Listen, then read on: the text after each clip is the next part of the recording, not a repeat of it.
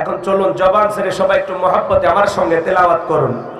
আউযু বিল্লাহি মিনাশ শাইতানির রাজীম।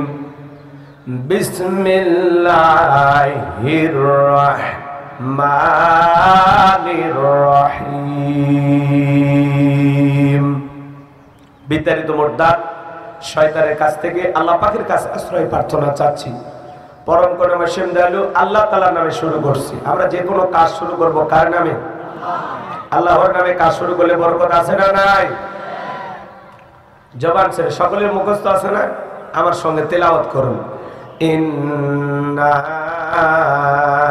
আ'তাইনাকাল কাউসার ফাসাল্লি লিরাব্বিকা ওয়ানহার ইন্না শানিয়াকা হুয়াল আবতার। আল্লাহু আকবার। যে কোন আয়াত বা সূরার তাফসীর করতে হলে কোন প্রেক্ষাপটে কোন সময় আল্লাহ তাআলা তার হাবিবের উপরে সেই সূরাটি বা আয়াতটি নাজিল করেছেন, সেই নাজিলের প্রেক্ষাপট জানার দরকার আছে না নাই? আরবিতে বলা হয় শানে নজুল। যদি শানে নজুল আলোচনা করা হয় তাহলে তাফসীর বুঝতে সহজ হয়। বলুন আল্লাহু আকবার। তাহলে সূরা কাউসার নবীজির উপরে কোন প্রেক্ষাপটে কোন সময় আল্লাহ তাআলা নাজিল করেছেন, আমি কি নাজিলের সময়কালটা একটু তুলে ধরবো? সেই সময়ের প্রেক্ষাপটটা কেমন ছিল আমি কি একটু বলবো? রাগ করবেন না তো ইনশাআল্লাহ? তাহলে তাকবীর দেন, লিল্লাহি তাকবীর। সম্মানিত ভাইরা আমার, বিশ্বনবীর প্রিয় সাহাবী হযরতে আনাস রাদিয়াল্লাহু তাআলা আনহু বলেন, নবীজি কাবার হাতিমে হেলান দিয়া বসা, আমি তাকায় দেখি নবীজির মনটা ভীষণ খারাপ, মুখটা মলিন, চোখের কোনা দিয়া অশ্রু ঝরতেছে। হযরতে আনাস ডেকে বলেন, কিছুটা সময় অতিবাহিত হয়ে যাওয়ার পরে আমি তাকায় দেখি আমার নবীজি মুস্কি মুস্কি হাসতেছেন। বলুন সুবহানাল্লাহ। হযরতে আনাস ডেকে বলেন, নবী গো, এই মাত্র দেখলাম মনটা খারাপ, মুখটা মলিন, চোখের কোনা দিয়ে অশ্রু ঝরতেছে, আবার কেনই বা মুস্কি মুস্কি হাসেন? আমার নবী কেন কাঁদেন, কেন হাসেন? এর পেছনেও রহস্য আছে না নাই? নবীজির কান্না করার কারণ হলো নবীজির কলিজার টুকরা ছেলে সন্তানগুলো জন্ম নেয় আর একে একে ছেলে সন্তানগুলো মারা যায়। আবুল কাসেম মারা যায়, আবু তাহের মারা যায়, ইব্রাহিম মারা যায়। বাবা কি যাবে? নবীর মনেও কষ্ট লাগে কিনা? ছেলেগুলো জন্ম নেয়, একে একে মারা যায়। নবীজির কাছের চাচার নাম হলো আবু লাহাব। ডেকে বলে, ভাতিজা, তোমার বংশে বাতি জ্বালানো কেউ থাকলো না, তুমি একটা লেজ কাটা, তুমি একটা নির্বংশ। জোরে কন্যা নাউযুবিল্লাহ। যদিও রাসূলের চারটা কন্যা সন্তান জীবিত ছিল, এরপরে নবীজিকে বলে হাত খুঁড়ে, জোরে কন্যা নাউযুবিল্লাহ। একে তো সন্তান হারানোর ব্যথা, অন্যদিকে আপন মানুষদের সমালোচনা, নবীর মনের কষ্ট কমে না বাড়ে? আপনারাই বলুন বাজান, আল্লাহ না করুক আপনার আমার সন্তান যদি মারা যায়, কাছের আত্মীয় স্বজনদের উচিত বিপদের দিনে সান্ত্বনা দেওয়া। বাবা তুমি সবর করো, ধৈর্য ধারণ করো, জীবন মৃত্যুর মালিক আল্লাহ। আল্লাহ সন্তান দিয়েছে, আল্লাহ নিয়েছে, মন খারাপ করো না। আল্লাহ যদি চায় বছর না ঘুরতে আবারও তোমাদের ঘর আলোকিত করে সন্তান দান করতে পারেন, তিনি কি? কাছের মানুষদের উচিত বিপদ দিনে সান্ত্বনা দেওয়া। কিন্তু নবীর চাচা আবু লাহাব এতটাই খারাপ, ডেকে বলে, ভাতিজা, তোমার বংশে ভাতিজারও কেউ থাকলো না, তুমি একটা লেজ কাটা, তুমি একটা নির্বংশ। জোরে কন্যা নাউযুবিল্লাহ। নবীজির ছেলে সন্তানগুলো কেন শিশুকালে মারা গেল? অনেক পয়গাম্বরের সন্তান জীবিত ছিল প্রাপ্ত বয়স পর্যন্ত, যৌবন পর্যন্ত, কিন্তু নবীজির একটা ছেলে কেন জীবিত থাকলো না? এর পিছনেও কারণ আছে না নাই? নবীজির ছেলে সন্তানগুলো বিদায় নেওয়ার পিছনে কারণ আছে তিনটি। জোরে বলেন কয়টি? নবীর উম্মত হিসেবে জানতে মনে চায় না নবীজির ছেলে সন্তানগুলো আল্লাহ তাআলা কেন শিশুকালে উঠিয়ে নিলেন? এর পিছনে কি সেই তিনটি রহস্য, কি সেই তিনটি কারণ? কারা কারা শুনবেন? দুই হাত তুলে আল্লাহকে দেখা। শুনবেন তো ইনশাআল্লাহ? লিল্লাহি তাকবীর।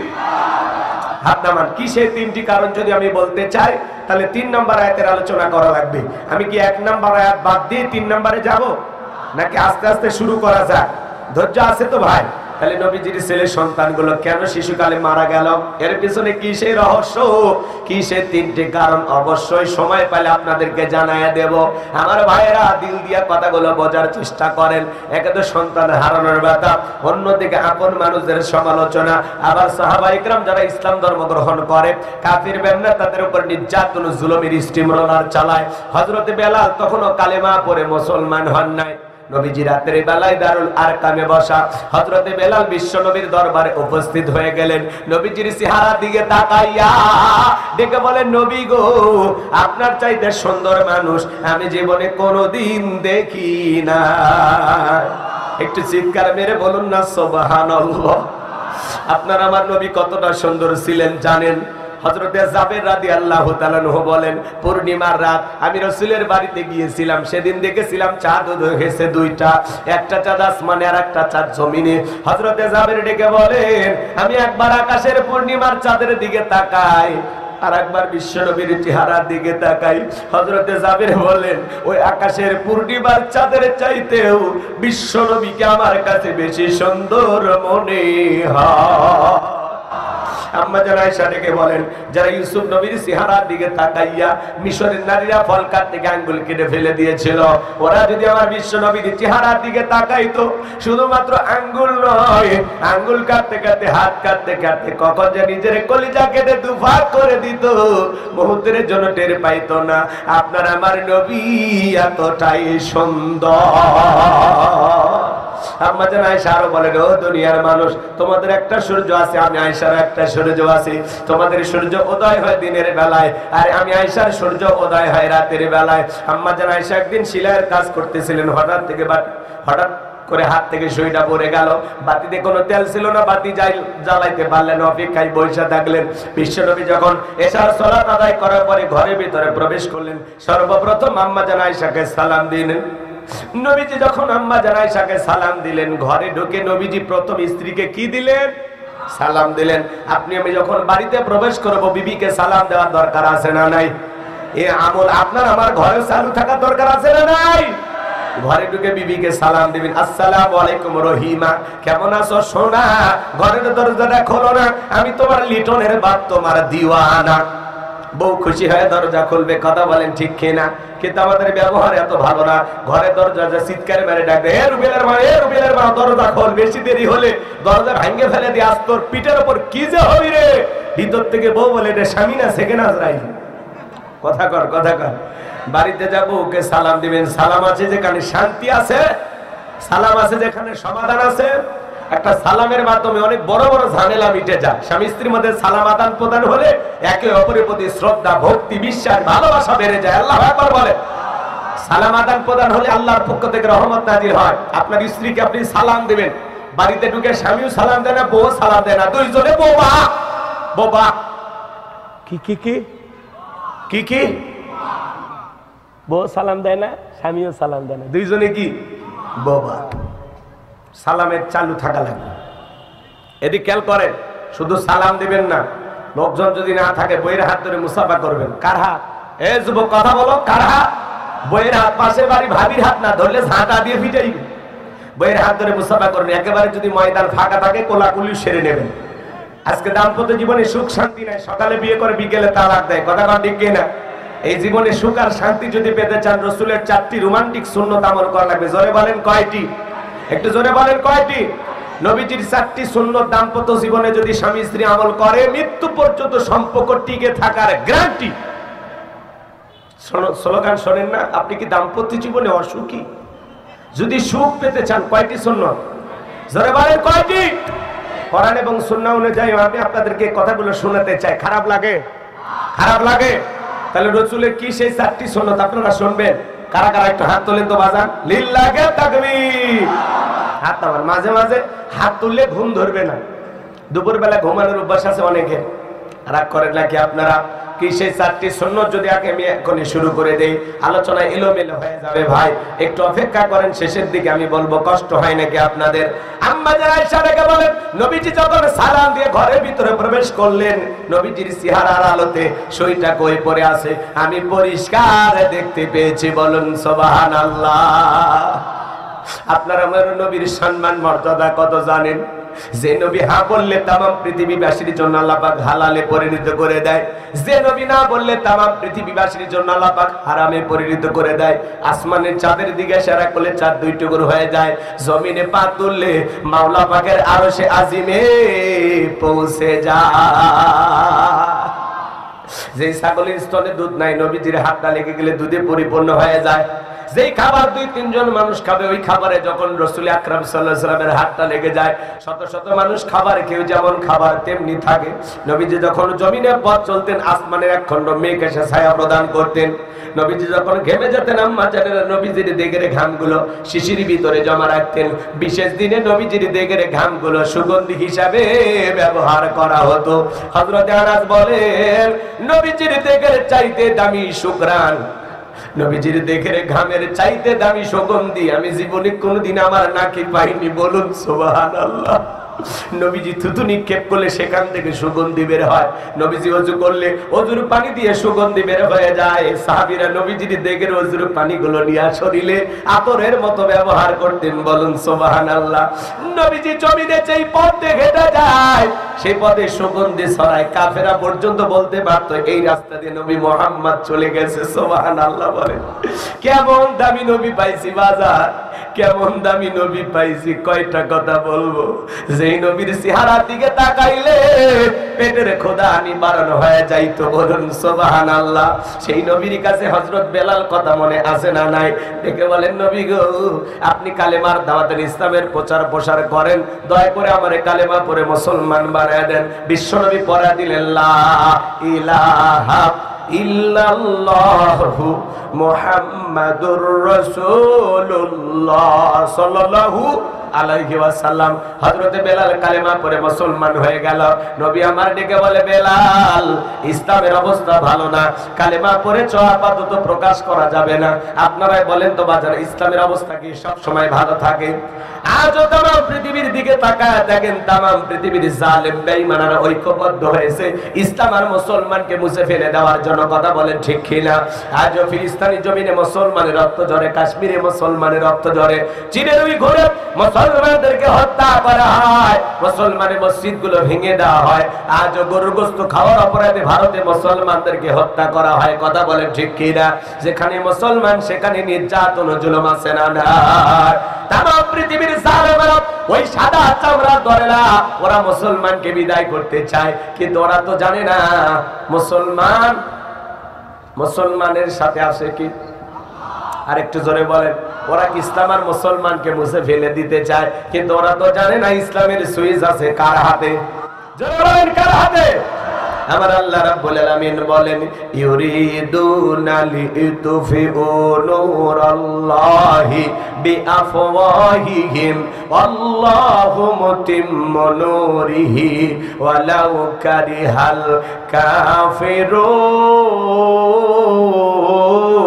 কাফিরুন। সূরা সাফ আয়াত নাম্বার 8। আমার আল্লাহ রাব্বুল আলামিন জানিয়ে দিলেন, কাফেররা চায় মুখের বোধ করে দিনের আলোকে, ইসলামের আলোকে, কোরআনের আলোকে নিভায়া দিতে। আমার আল্লাহ দেখে বলেন, আল্লাহু মুতিম্মু নূরিহি, এই জমিনের দিনের আলোকে, কোরআনের আলোকে, ইসলামের আলোকে আমি আল্লাহ পাক প্রতিষ্ঠিত করে ছাড়ব। যদিও কাফের বেঈমানদের অন্তরে যত ধরনের জ্বালা যন্ত্রণা হোক না কেন, নমরুদ ফিরাউন যেমন টিকতে পারে নাই, আজও পৃথিবীর জমিনে যারাই মুসলমানের রক্ত নিয়ে খেলা করতেছে, ওই জালেমদেরও জায়গা পৃথিবীর জমিনে হবে না। কথা বলে ঠিক কিনা? বাংলার জমিনের দিকে তাকায় দেখলেন না, যারা এই দেশের সোনার মানুষদেরকে ফাঁসির দড়িতে ঝুলিয়েছিল, আলেমদেরকে হত্যা করেছিল, শাপলা চত্বরে অসংখ্য আলেমদেরকে যারা বিদায় করে দিয়েছিল, যাদের হাতে মুসলমানের রক্ত লেগেছিল, আজকে তারা ক্ষমতার চেয়ার থুয়ে পালিয়ে গেছে। কথা বলে ঠিক কিনা? আমরা বারবার বললাম, ম্যাডাম পদত্যাগ করেন। আল্লাহ বলে, কিসের পদত্যাগ? এরা সে অন্যায় অপরাধ করেছে, শুধু পদত্যাগ না, আমি আল্লাহ এদেরকে দেশ ত্যাগ করতে বাধ্য করবো। কথা বলে ঠিক কিনা? ইন্না বাতাসা রাব্বিকা লাশাদীদ, আল্লাহর পাকড়াও বড় কঠিন। আল্লাহ ধরে না, যেদিন ধরবে মামু বাড়ি দিল্লি গিয়ে পড়বে। কথা বলে ঠিক কিনা? আজকে আছে তারা, জোরে বলেন আছে, পালিয়ে গেছে। বড় বড় কথা বলতো, সব কথা মিথ্যা হয়ে গেল। আমরা কখনো ভাবিনি এভাবে তারা চলে যাবে। কথা বলে, আমরা কল্পনাও করিনি।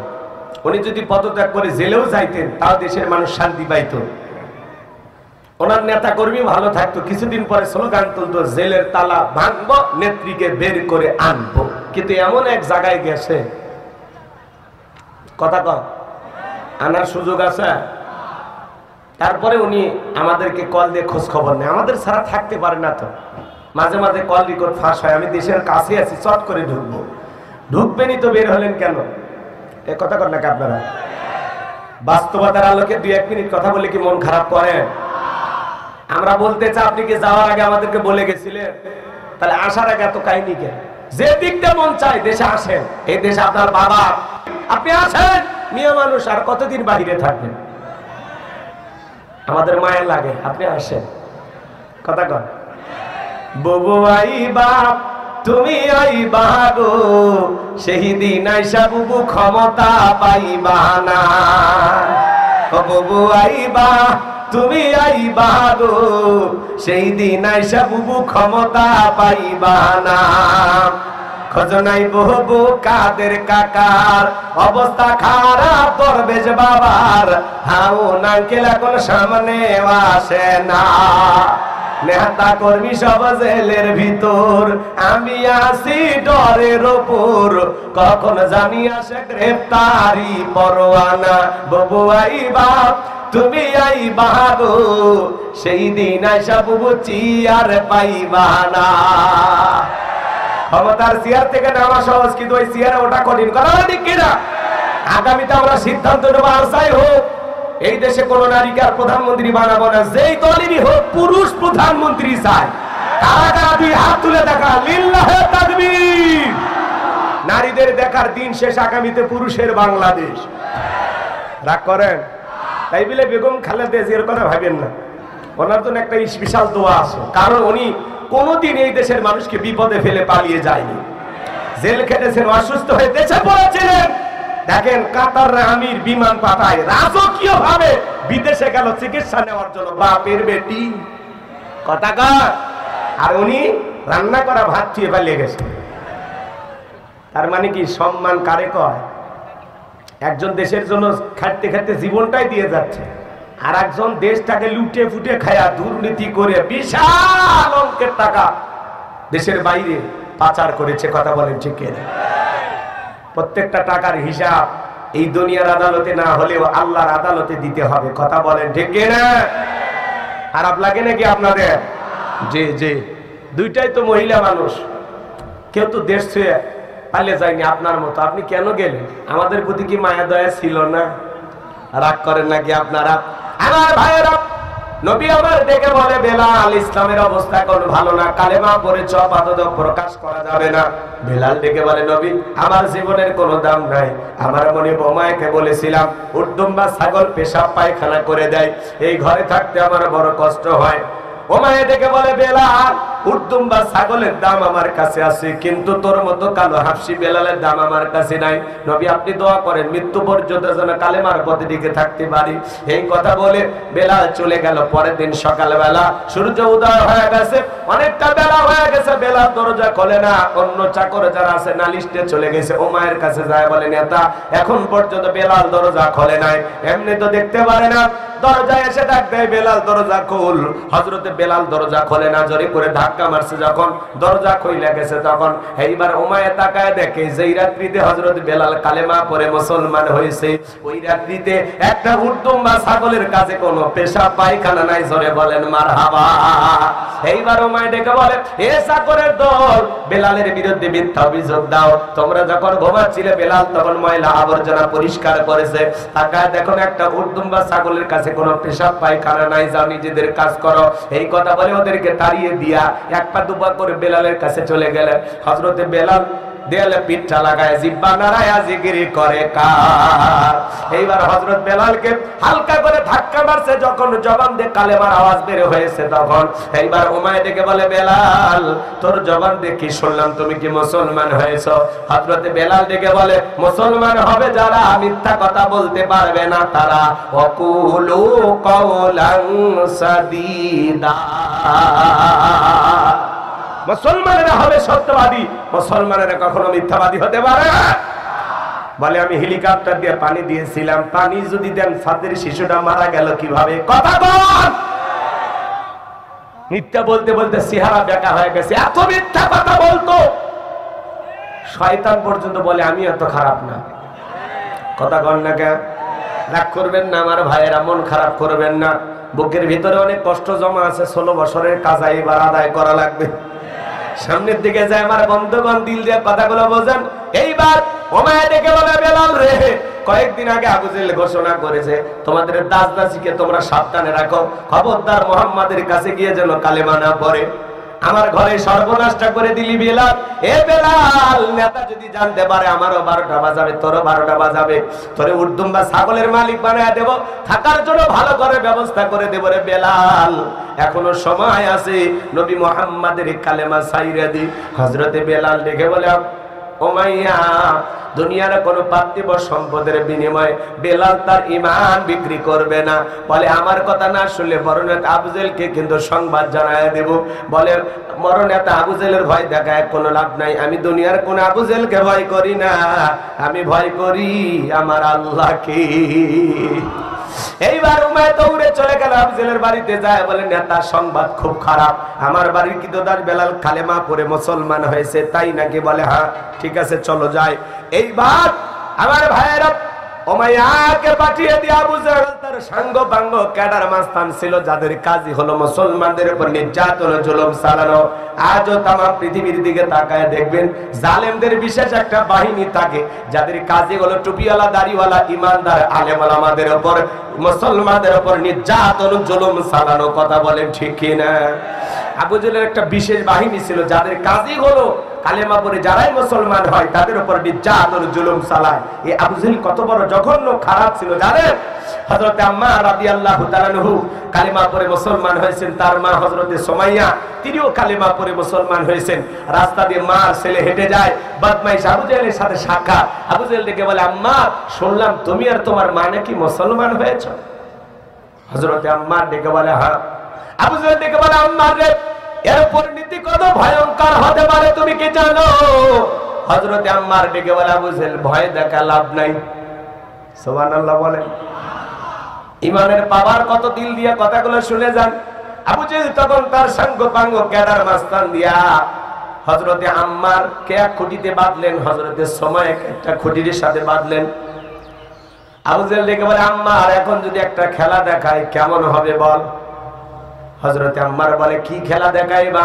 আবু জেহেল ডেকে বলে এ আম্মার, তোর চোখের সামনে যদি তোর মাকে আমি উলঙ্গ করি কেমন হবে বল? হযরতে আম্মার মাথার নিচু করলেন। সুমাইয়া ডেকে বলে আমার সন্তান আম্মার, বেঈমানদের কথায় খবরদার, ঈমান ছাড়বা না, কালেমা ছাড়বা না। আবু জেহেল দৌড়ে চলে গেল সুমাইয়ার কাছে, চাবুক দিয়ে পিটাইতে পিটাইতে একটানে দেহ থেকে কাপড়গুলো খুলে ফেলে দিলেন। হযরতে সুমাইয়া উলঙ্গ হয়ে জমিনের উপরে পড়ে গেল। আবু জেহেল ডেকে বলে এই ছেলে পেলে আম্মারের মাথাটা উঁচু করে ধরো, ও একটু ওর মার দিকে দেখুক। হযরতে আম্মারের মাথা যখন উঁচু করে ধরা গেল, আম্মার মনে মনে ডেকে বলে আল্লাহ, এই দৃশ্য দেখার আগে জমিনটা যদি ফাঁক হয়ে যেত তবুও ভালো ছিল। হযরতে সুমাইয়া ডেকে বলেন আমার সন্তান আম্মার, বেঈমানদের কথা ঈমান ছাড়বি না রে বাবা, ঈমান ছাড়বি না। আবু জেহেল একটা বর্ষা দিয়ে সুমাইয়ার লজ্জাস্থানে আঘাত করতে লাগলেন, রক্ত দিয়ে রাস্তা দেখে গেল। সুমাইয়া শাহাদাতের পেয়ালা পান করবেন, ওই পজিশন থেকে সন্তান আম্মারকে ডেকে বলে আম্মা, আমি শাহাদাতের পেয়ালা পান করব, বেশিক্ষণ মনে হয় আমি দুনিয়াতে বাঁচবো না, আমি আমার নাকে জান্নাতের সুঘ্রাণ পাইতেছি। ও আম্মা, আমি তোর মা, চলে যায় আর বিদায় বেলায় বলে যায় খবরদার আবু জেহেলের মতো বেঈমানের কথা ঈমান ছাড়বি না। আল্লাহু আকবার। সাহাবায়ে কেরামদের ঈমান কত মজবুত ছিল। বাবা মুসলমান, দাদা মুসলমান, ওই সূত্রে ছোটবেলায় মাথা কেটে বাদ দিয়ে আমারেও মুসলমান আপনারেও মুসলমান বানাইছে। কিন্তু সাহাবায়ে কেরাম মুসলমান হিসাবে এই জমিনে কত নির্যাতন জুলুম সহ্য করেছেন, হাসতে হাসতে জীবন দিয়েছেন, তবু জালেমের কাছে মাথা নত করে নাই। আর আপনি আমি সুবিধাবাদ জিন্দাবাদ। আবহাওয়ার পরিবর্তন দেখলে দাড়ি কেটে হলেও তাল মেলায়, টুপি খুলে হলেও তাল মেলায়, আসে না না। এইবার আবু জেহেল তার সাঙ্গ পাঙ্গু ক্যাডার মাস্তান নিয়ে চলে গেল। ওমাইয়ের বাড়িতে যাওয়ার পরে ডাইকা বলে, বেলাল এই দিকে আয়। এসব কি শুনছে বেলাল, তুমি নাকি মুসলমান হয়েছ? হযরতে বেলাল দেখে বলে, গতকাল রাত্রিতে নবীজির হাতে হাত রেখে আমি কালেমা পড়ে মুসলমান হয়েছি। আবু জেহেল দেখে বলে, বেলাল উর্দুম্বা ছাগলের মালিক বানায় দেব, থাকার জন্য ভালো ঘরের ব্যবস্থা করে দেব, ব্যবসা বাণিজ্য যদি করতে চাও দিরহাম টাকা পয়সা যা লাগে দেব। বেলাল তুমি চাইতে দেরি, তোমার চাহিদাটা আমরা পূরণ করতে দেরি করব না। হযরতে বেলাল দেখে বলে, আবু জেহেল, দুনিয়ার সব সম্পদ যদি আমি বেলালকে দিতে চাই, দুনিয়ার সব সম্পদ ছাড়তে রাজি, কিন্তু নবীজির কালেমা ছাড়তে রাজি নাই। বলুন আল্লাহু আকবার। বেলালের মতো যারা খাঁটি ইমানদার, এরা জীবন দিবে কিন্তু বাতিলের কাছে মাথা নত করবে না। কিন্তু মুনাফিক মার্কা মুসলমান যারা টাকার কাছে বিক্রি হয়, তারা টাকা যেই দিকে ওদের ফতুয়া সেই দিকে, টাকার জোরে ওদের ফতুয়া ঘোরে। টাকা পাইলে অবৈধকে বৈধ বলে ফতুয়া দেয়, আর বৈধকে অবৈধ বলে ফতুয়া দেয়। টাকার জোরে ফতুয়া ঘোরে, টাকা পাইলে বাতিলের পা চাটা গোলাম হয়। এরকম মুনাফিক মার্কা মুসলমান আছে না নাই? দিল দিয়া কথাগুলো শুনবেন আমার ভাইয়েরা। এইবারও আবু জেহেল দেখে বলে, বেলাল দে সোজা আঙ্গুলে ঘুরে না উঠলে আঙ্গুলে একটু বাঁকা করা লাগবে। এত বড় লোভনীয় প্রস্তাব দিলাম, রাজি হইল না। যুবকদের লেলিয়ে দিলে চাবুক দা পিটাও। হযরত বেলালকে চাবুক দা পিটাইতে পিটাইতে কালো চামড়া গুলো ফেটে রক্ত ঝরে। এরা যত জোরে চাবুক মারে, বেলাল তত জোরে আল্লাহর নামের জিকির করে। বলুন আল্লাহু আকবার। এইবার চাবুক দা পিটাইতে পিটাইতে আবু জেহেল দিকে বলা, বেলাল চামড়া গুলো ফেটে রক্ত ঝরতেছে, তারপরও কি নবী মুহাম্মাদের কালেমা ছাড়বি না? হযরতে বেলাল ডেকে বলে, আবু জেহেল মারতে মারতে যদি মেরেও ফেলে দাও, জীবনটা দিতে রাজি, নবীজির কালেমা ছাড়তে রাজি নাই। আল্লাহু আকবার। এবার আবু জেহেল বলে, এই যুবকের দল পায়ে রশি লাগাও। হযরতে বেলালের পায়ে রশি দিয়ে বাঁধা গেল, উঠের পায়ের সঙ্গে লাগায়া মরুভূমির উত্তপ্ত গরম বালিতে ছেঁচড়ায় ছেঁচড়ায় ঘোরা হলো। আরবের বালিগুলো এত গরম, জাল দিলে মুড়ি হয়ে যায়। সেই উত্তপ্ত গরম বালিতে হযরত বেলালকে ছেঁচড়ায় ছেঁচড়ে ঘোরা হলো। বাবলা গাছের গাদা গুলো জিহ্বার ভিতরে পেরেকের মতো মারা গেল। বিকেল বেলা নিয়ে এসে বলে, বেলাল চাবুক দিয়ে পিটাইলাম, পায়ে রশি লাগাই নিয়ে ঘুরলাম রে বেলাল, তারপরও কি নবী মুহাম্মাদের কালেমা ছাড়বি না? হযরতে বেলাল ডেকে বলে, আবু জেহেল রে মারতে মারতে যদি মেরেও ফেলে দাও, বেলালের নিঃশ্বাস থাকবে যতদিন, বেলাল ইসলামের পথে টিকে থাকবেও ততদিন। আল্লাহু আকবার। আবার ভাইয়েরা, এবার আবু জেহেল ডেকে বলে, যুবকের দল সবাই মিলে একটা বিশাল বড় পাথর নিয়ে এসে বেলালের বুকের উপরে চাপায় দাও। বিশাল বড় একটা পাথর নিয়ে এসে হযরতে বেলালের বুকের উপরে চাপায় দেওয়া হলো। আবু জেহেল মনে করলো পাথরে চাপার আঘাতে বেলাল মারা যাবে। এই কথা ভেবে কাফেররা চলে গেল। হযরতে বেলালের বুকের উপর বিশাল বড় পাথর, হাত বাঁধা, পা বাঁধা, রক্তাক্ত জিহ্বা। তারপরে জিহ্বা নাড়ায় জিকির করে কার? চোখের কোণা দিয়ে পানি পড়তেছে। এত আঘাত করা গেল, তবু জিকির বন্ধ করলো না। ও যশোরবাসী, আপনাকে আমাকে জিকির করার জন্য কেউ মারে না, পেটে না, ধমক দেয় না, বেলালের মতো কেউ আঘাত করে না, তবু আমরা আল্লাহর জিকির করি না। আমরা এতটাই কপাল পোড়া, আল্লাহর জিকির করতে আমাদের ভালো লাগে না। হাদিস শরীফের ভিতরে আসছে, বাজার যার জিহ্বাটা আল্লাহর জিকিরে তরুতাজা থাকবে, আল্লাহর জিকিরে ভিজা থাকবে, ওই জিহ্বাওয়ালা মানুষ কোনদিন জাহান্নামের আগুনে জ্বলবে না। বলুন সুবহানাল্লাহ। জিবরাইল এসে বলে, নবী ও নবী, আপনি কি জানেন মানুষের 2 ফোঁটা চোখের পানির দাম কত? কোন মানুষ যদি আল্লাহর ভয়ে 2 ফোঁটা চোখের পানি ফেলাইতে পারে, ওই 2 ফোঁটা চোখের পানি তার জাহান্নামের আগুনকে নেভায়া দেওয়ার জন্য যথেষ্ট। আল্লাহর ভয়ে কেউ যদি 2 ফোঁটা চোখের পানি ফেলে কাটতে পারে, আল্লাহ তাআলা তার এই 2 ফোঁটা চোখের পানির বিনিময়ে তার জন্য জাহান্নামের আগুনকে হারাম করে দিবে। আল্লাহর ভয়ে কাটতে হবে। চোখের পানির বড় দাম।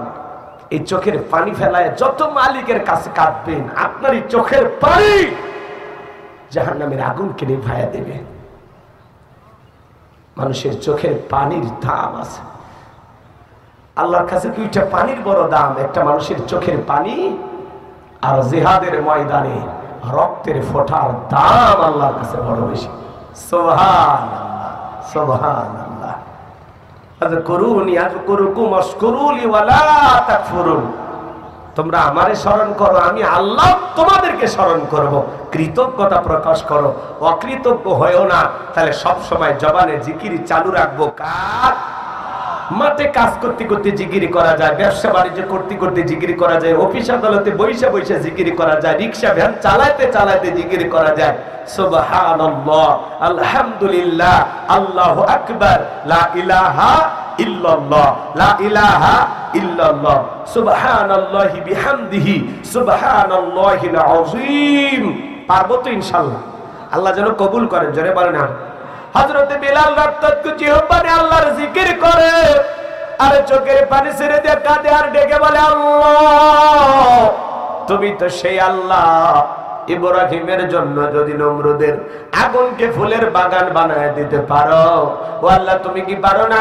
আমি বেলালের বুকের উপরে পাথর থাকার কারণে তোমার মতো মালিকের জিকির করতে বড় কষ্ট হয়। আল্লাহ তুমি কি পারো না আমি বেলালের বুকের পাথরটাকে তুলার মতো নরম বানায় দিতে? হযরতে বেলাল দোয়া করতে দেরি, আসমানের মালিক আল্লাহ দোয়া কবুল করতে দেরি করে নাই। বেলালের বুকের পাথরটাকে আমার আল্লাহ তুলার মতো নরম বানিয়ে দিয়েছেন। বলুন সুবহানাল্লাহ। বেলাল নিঃশ্বাসের সাথে পাথর ওঠে আর নামে। আল্লাহু আকবার। আশিক রাসূল বেলাল, নবীর পাগল বেলাল নবীকে কতটা ভালোবাসতেন জানেন? বিশ্ব নবী যখন মক্কা নগরীতে পথ চলতো, বেলাল একবার ডানে যায় একবার বামে যায়। আমার নবী দেখে বলে, বেলাল বুঝি না একবার ডানে আর একবার বামে, কারণটা কি? বেলাল দেখে বলে, নবী আপনি ইসলামের দাওয়াত দেন, কাফেররা হলো আপনার শত্রু, আপনাকে টার্গেট করে যদি ওরা ডান থেকে তীর নিক্ষেপ করে অথবা বাম থেকে তীর নিক্ষেপ করে, নবী গো ওই তীরটা যেন সর্বপ্রথম আমি বেলালের বুকের ভিতরে ঢোকে। আমি বেলাল মারা গেলে ইসলামের ক্ষতি হবে না। আপনি নবী মারা গেলে ইসলাম মাথা উঁচু করে সামনের দিকে দাঁড়াতে পারবে না। চিৎকার মেরে বলুন আল্লাহু আকবার।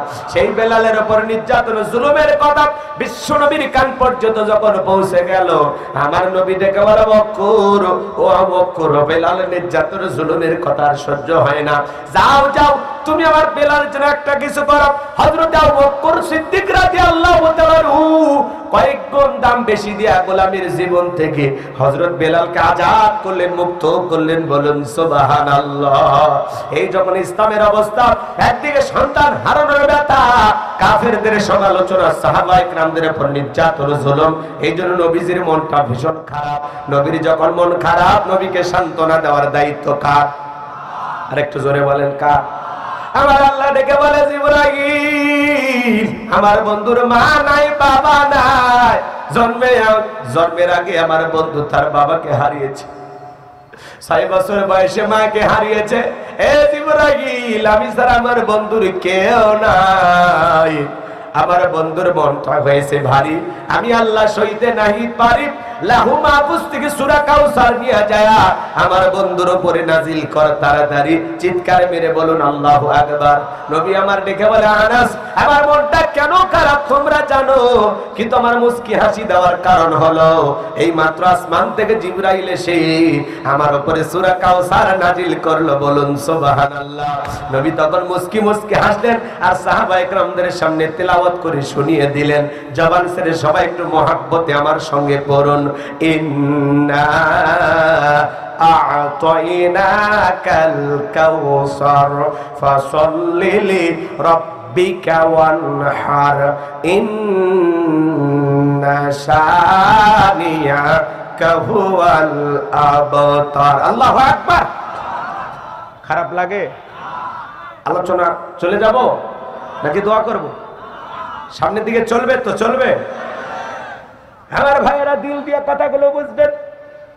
আমার আল্লাহ রাব্বুল আলামিন বলেন, ইন্না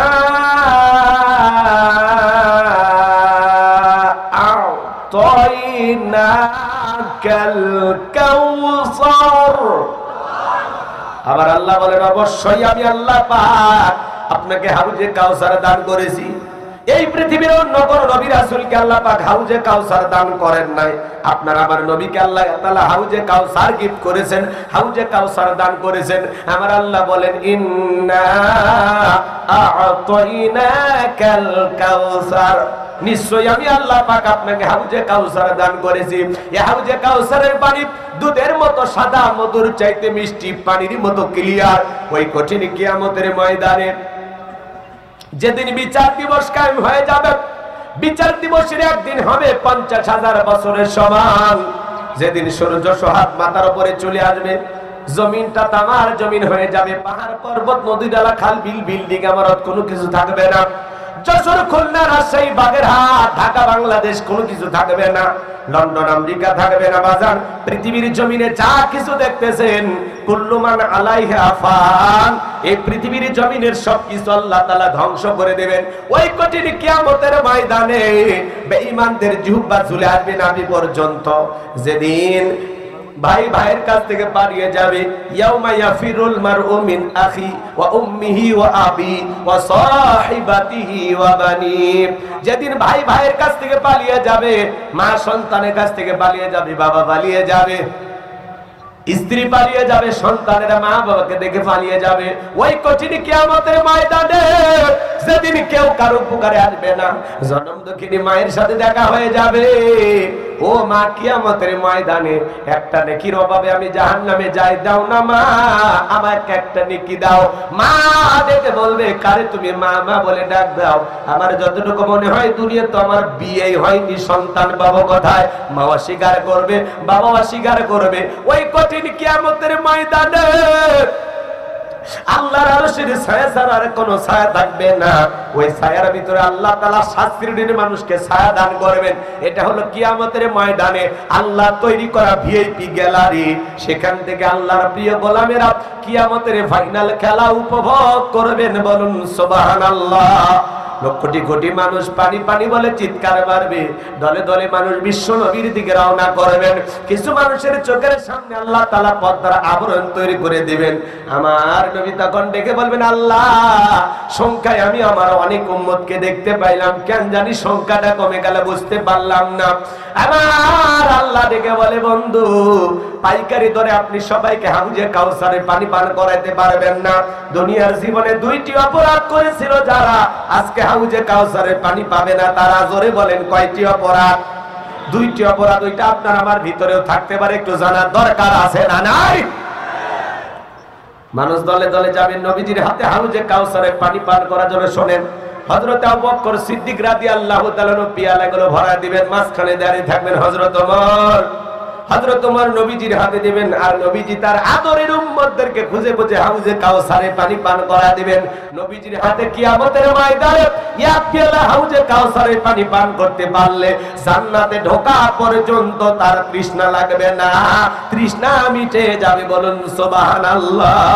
কিয়ামতের ময়দানে নবীজির হাতে, নবী হাউজে কাউসার পেয়ালা নিয়ে দাঁড়িয়ে থাকবেন। কারা কারা নবীজির হাতে হাউজে কাউসারে পানি পান করতে চান? দুই হাত তুলে আল্লাহকে দেখান। আল্লাহ, আসমান থেকে কুদরতি দৃষ্টি দিয়ে তাকায় দেখো, কুদরতি নজর দিয়ে তাকায় দেখো, এই যে যশোরে বাগারপাড়ার হাজার হাজার মানুষ আল্লাহ তোমার হাবিবের হাতে হাউজে কাউসারে পানি পান করতে চায়। আল্লাহ আমাদের সেই কাতারে কবুল করুন, আমাদের সবাইকে নবীজির হাতে হাউজে কাউসারে পানি পান করার তৌফিক দান করুন। একটু জোরে বলেন আমিন, আর একবার চিল্লা বলেন আমিন। ও আল্লাহ, আল্লাহ তুমি কবুল করে নিও। হাত নামান। কষ্ট হয়, কষ্ট হয়। হাউজে কাউসারে পানি চাইলে কি পাওয়া যাবে? কষ্ট করা লাগবে না। আমি আপনাদের এলাকায় আসলাম, আসার পরে উদাহরণ দিচ্ছি, এক্সাম্পল, কথা বোঝানোর জন্য। শোনে, একটা ছেলের হাতে কিছু চকলেট দিলাম, দিয়ে বললাম, ভাতিজা আমার জন্য এক বাদা পানি এনে দাও। ওই ছেলেটা চকলেট পাই মারছে দৌড়, মাঝখানে আচার খাইয়া পইরে গেছে, হাঁটু ছিলে গেছে, রক্ত বের হয়েছে। তারপরে বদনা ভরিয়া পানি নিয়ে আমার সামনে হাজির। আমি তখন বললাম, বাবা, এই পানিটা আনতে গিয়ে তোমার কষ্ট হয়েছে, মাঝখানে আচার খাই পড়ে গেছো, হাঁটুটা ছিলে গেছে, রক্ত মনে হয় বের হয়েছে। ওই ছেলেটা তখন চকলেট থাকার কারণে বলতেছে, আমি এরকম কত পড়ে যাই, আমার কিছুই হয় না। তার মানে এই খুশিটা, এই আনন্দটা ওই চকলেটের কারণে। কথা বলেন ঠিক কিনা? কিয়ামতের ময়দানে নবীজির হাতে এক পেলা হাউজে কাউসারের পানি যদি পান করতে চান, কিয়ামতের কঠিন দিন আপনার কাছে কঠিন মনে হবে না, আল্লাহ সহজ করে দেবেন। নবীজির হাতে হাউজে কাউসারের পানি আর আল্লাহর আরশের নিচে ছায়া যদি ভাগ্যে জুটে যায়, আপনি জান্নাতি, আপনার আর টেনশন নাই। সুবহানাল্লাহ। কাল 9টার পরে বউকে সাথী নিয়ে বললেন, একটু জোরে কোন সুবহানাল্লাহ। সুবহানাল্লাহ কইতে কৃপণতা কেন করেন?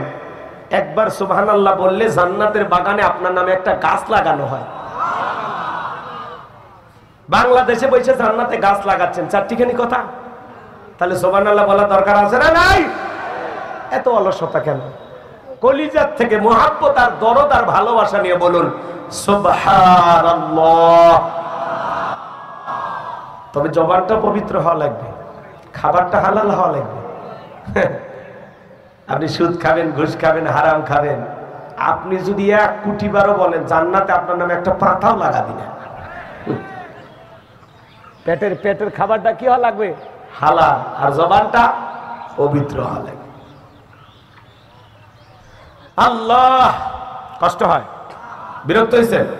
হাউজে কাউসারের পানি চাইলেই পাওয়া যাবে না, ঠান্ডা পানি দিয়ে ওযু বানায় সালাত আদায় করা লাগে। শোনেন, নতুন হঠাৎ করে কেউ নামাজ ধরছে, পুরাতন মুসল্লি যারা আছে নিয়মিত নামাজ পড়ে, এদেরকে দেখে তারা ঠাট্টা বিদ্রুপ করে। হ্যাঁ, আজকে সূর্য কোন দিকে উঠছে? উত্তর পাড়ার বাদশা দেখি মসজিদে নামাজ পড়বি না 2 দিন পরে আবার সাইরে দিন, এরকম বলে কিনা বলেন? আমার ভাষা কি বোঝেন? নতুন মুসল্লি দেখলে আপনারা কি বলেন? কি বলেন বলেন, শিখি আপনাদের কাছে বলেন।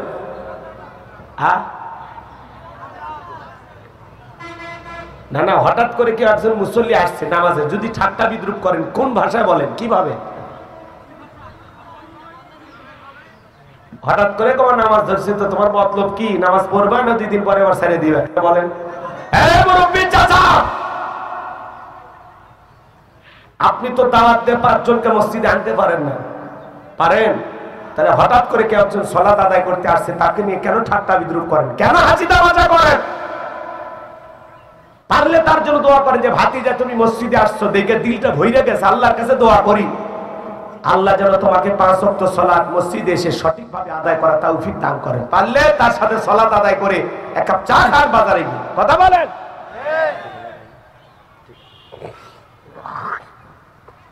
খবরদার ঠাট্টা বিদ্রুপ করবেন না। আপনার এই টিটকারি, আপনার এই ঠাট্টা শুনে লোকটা যদি জহর পরে আসরের সময় আর না আসে, কি জবাব দিবেন আল্লাহর কাছে? বলেন। আপনার এই টিটকারি, ঠাট্টা বিদ্রুপ, এই হাসি তামাশার কারণে লোকটা যদি আসর থেকে মসজিদে না আসে, আল্লাহর কাছে কি জবাব দেবেন?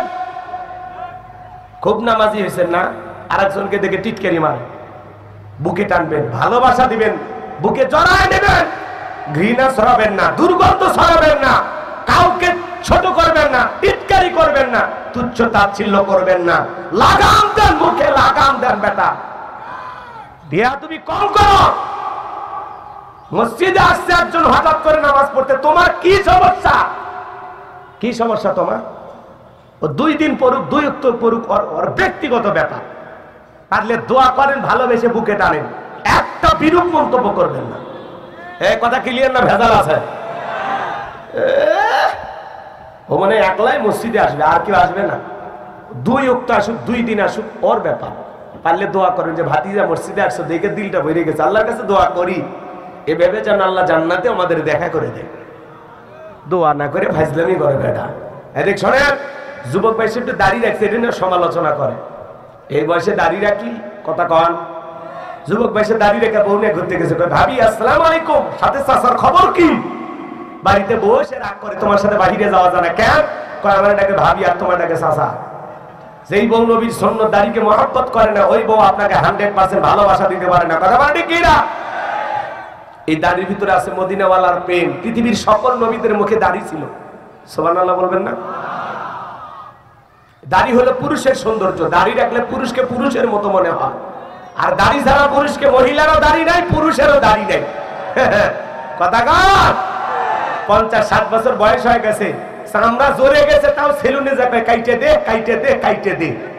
চাচা চামড়া জোরে গেছে চাচা, আর তো হয় না, একটু দাড়িটা রেখে দেন। কয় চুলকে, চুলকে, দাড়ি রাখলে চুলকায়, বেটা কবরে যা, ফেরেশতারা চুলকানির মলম নিয়ে বসে আছে, তোর জায়গা মতো মলম লাগাই দিবে। কথা ঠিক না? এই জন্য দাড়ি রাখবেন। দাড়ির ভিতরে আছে কার প্রেম? মদিনাওয়ালার প্রেম। টুপি খোলা যায়, জুব্বা খোলা যায়, দাড়ি এমন একটা সুন্নত, খোলা যায় 24টা ঘন্টায় লাগে থাকে। সুবহানাল্লাহ। আল্লাহ যেন আমার যুবকদের মুখে মুখে দাড়ি রাখার তৌফিক দান করে। একটু জোরে বলেন আমিন। ভাই দাড়ি কাটবেন না, দাড়ি কাটলে এই যে চামড়া, যে স্কিন, এটাও নষ্ট হয়ে যায়, পাশাপাশি আপনার যৌবন শক্তিও নষ্ট হয়। কথা কয় না গো? ট্যাবলেট খায় কাজ হবে না। অতএব দাড়ি রেখে দেন, আল্লাহ এমনি বরকত দেবে। হাসেন কে? আপনারা কি করেন আমরা বুঝি না, বেশি কথা বললাম না, অল্পতে বুঝে নেন। দাড়ি রাখবেন, আল্লাহ শক্তি বৃদ্ধি করে দিবে। জোরে করেন আমিন। রাগ করেন নাকি আপনারা?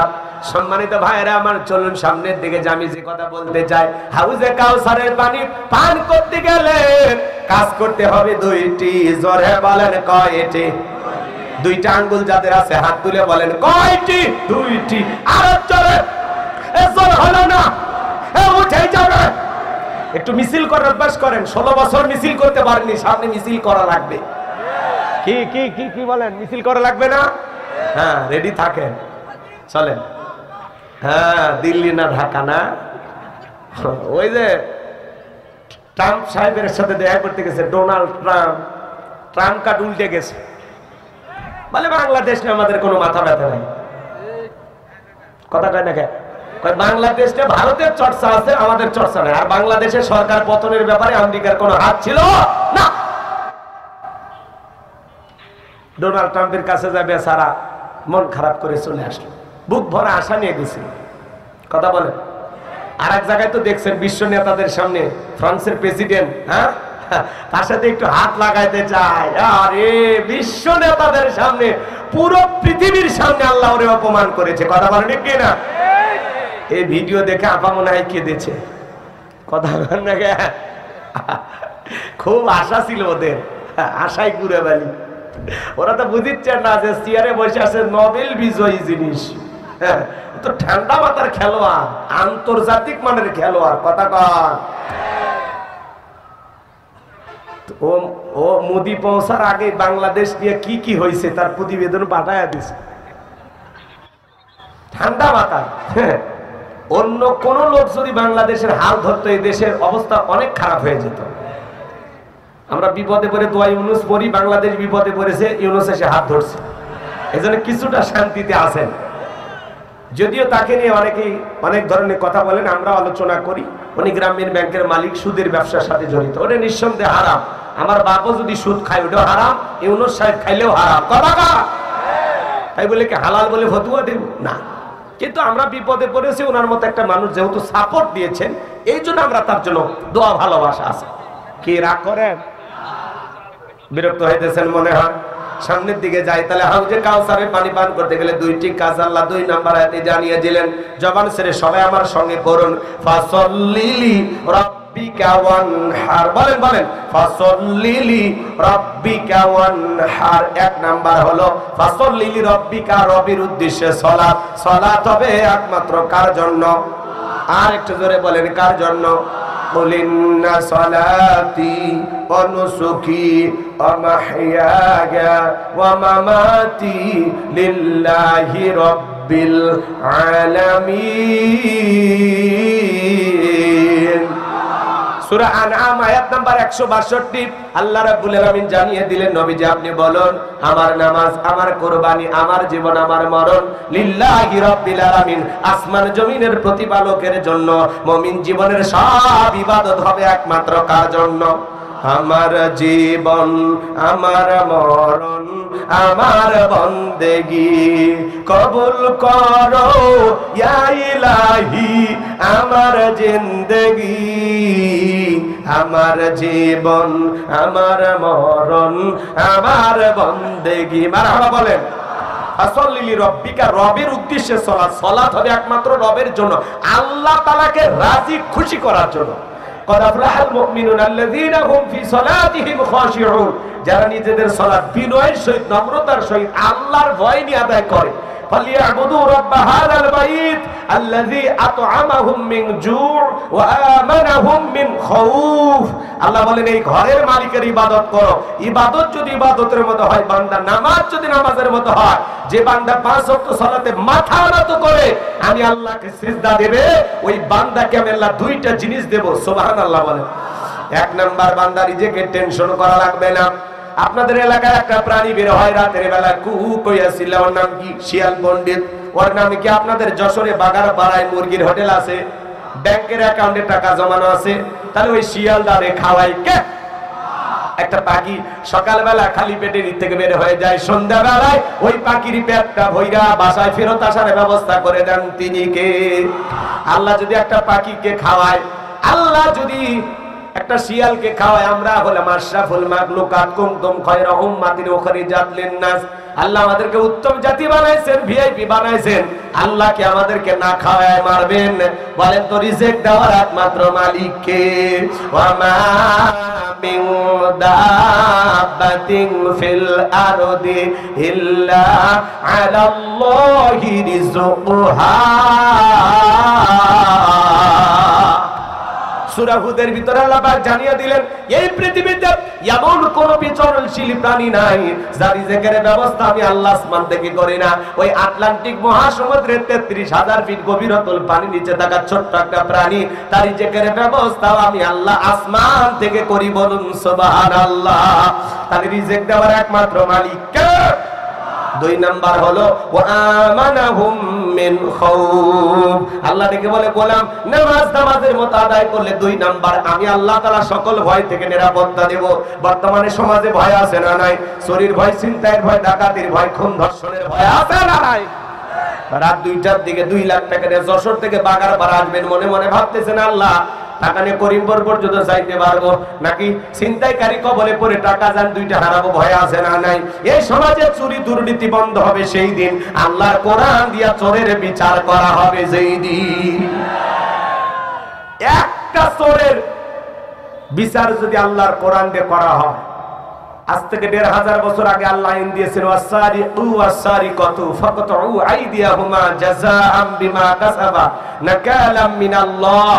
সূরা মাইদার 38 নম্বর আয়াতে 1500 বছর আগে আল্লাহ আইন দিয়েছেন, চোর পুরুষ হোক আর নারী হোক, আল্লাহর বিধান, আল্লাহর ফয়সালা।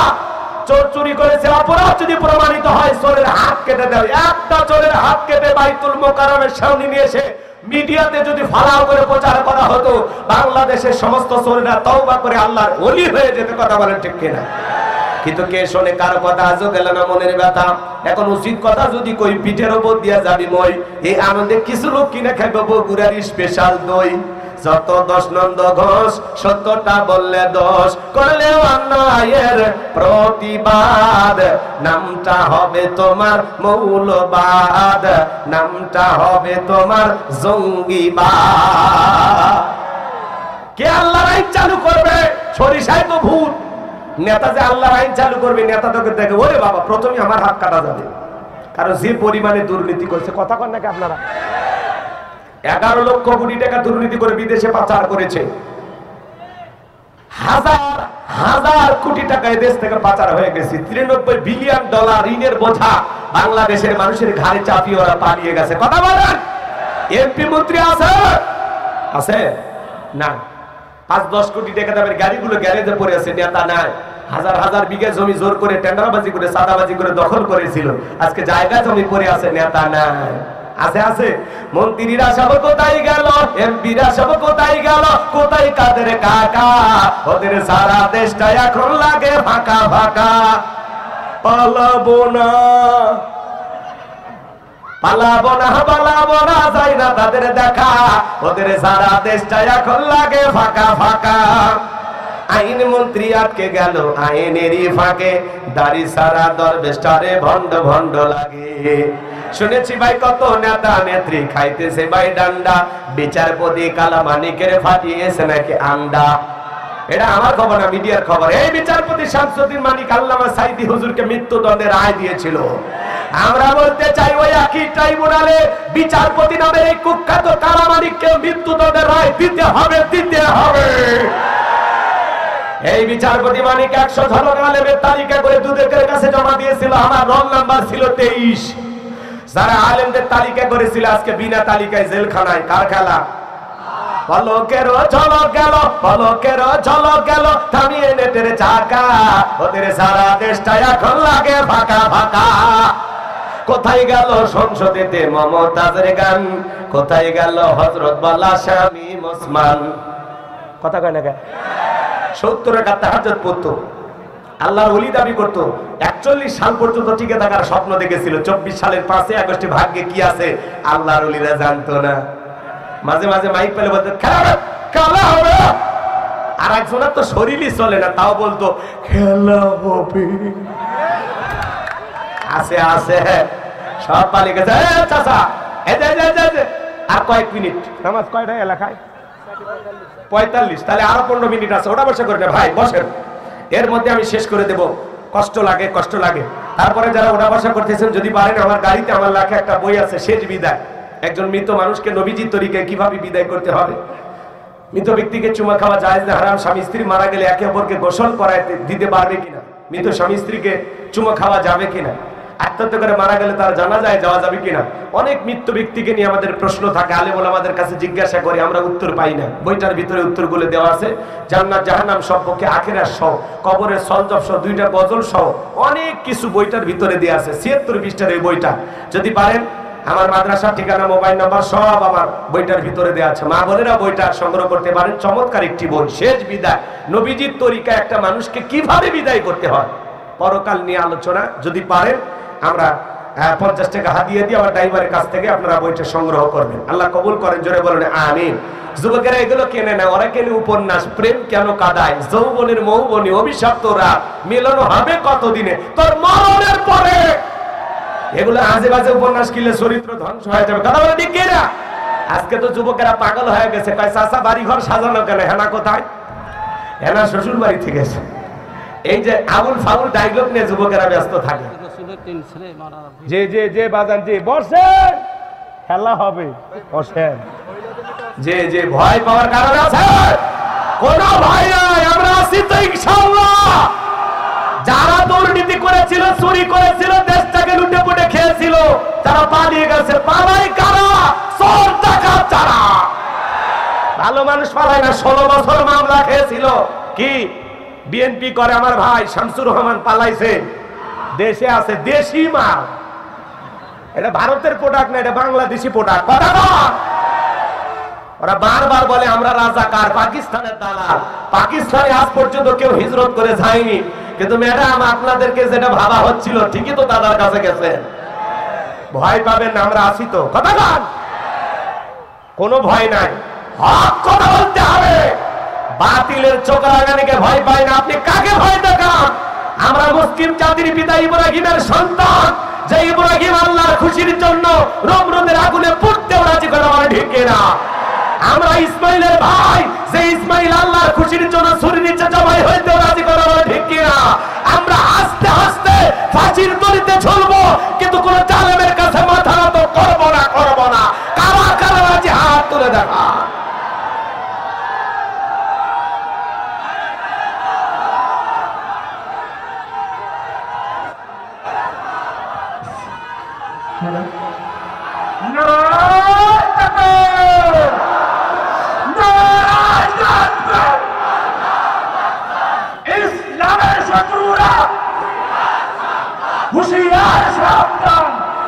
এই জন্য ভয় পাওয়ার কোনো কারণ নেই। যত ভয় পাবেন ঘাড়ের উপরে চেপে বসবে, ঘাটটা ভাড়া দেন, বাতিলেরা পড়ে যাবে, আপনার পোশাকের সাথে জালেমেরা ভেসে যাবে। কথা বলে ডেকে না, ভয় পাওয়ার দিন শেষ। মাথা উঁচু করে দাঁড়ান। এই কথা ক্লিয়ার? মামলা হামলা নির্যাতন 16 বছর জুলুম কম হয়নি, আবার কি নতুন করে জুলুমের শিকার হতে চান? অতএব সামনে ঠান্ডা মাথায় কাজ করা লাগবে। আল্লাহ কবুল করেন, জোরে বলুন আমিন। আরেকটু জোরে বলুন আমিন।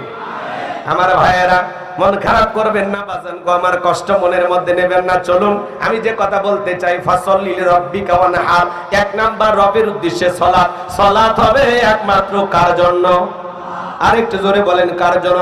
নামাজ নামাজের মতো আদায় করলে আল্লাহ তাআলা রিজিক দিবেন, আল্লাহ তাআলা সকল ভয় থেকে নিরাপত্তা দিবেন, সুন্দর একটা নিরাপদ ভূমি পাবো তখন আল্লাহর আইন দিয়া জমিনটা চলবে। যখন 53 বছরের সরকার প্রধানমন্ত্রী হয়েছে মুসলমান, কিন্তু নামাজের ন্যূনতম বিল বাংলার পার্লামেন্টে পাস করেনি।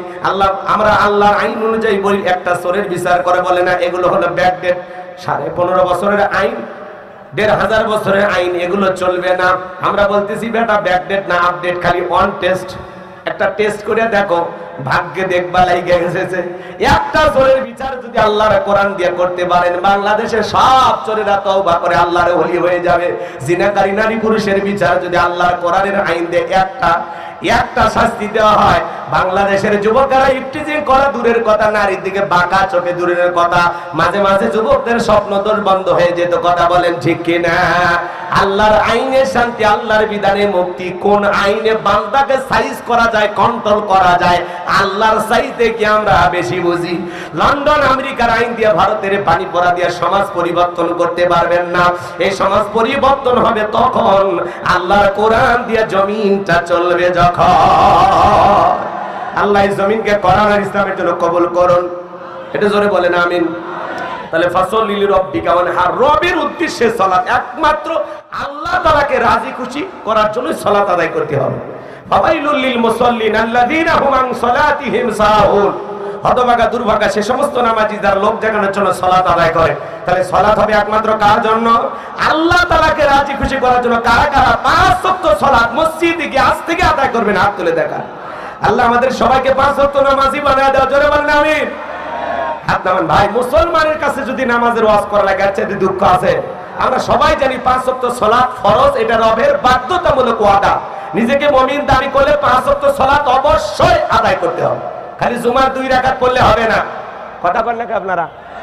জুমার 2 রাকাত পড়ে বাংলাদেশে মসজিদগুলো ভেঙে জুমার নামাজের জন্য 2 তালা 3 তালা করা হয়, কিন্তু ফজরের নামাজের সময় এক কাতার মুসল্লি পাওয়া যায় না।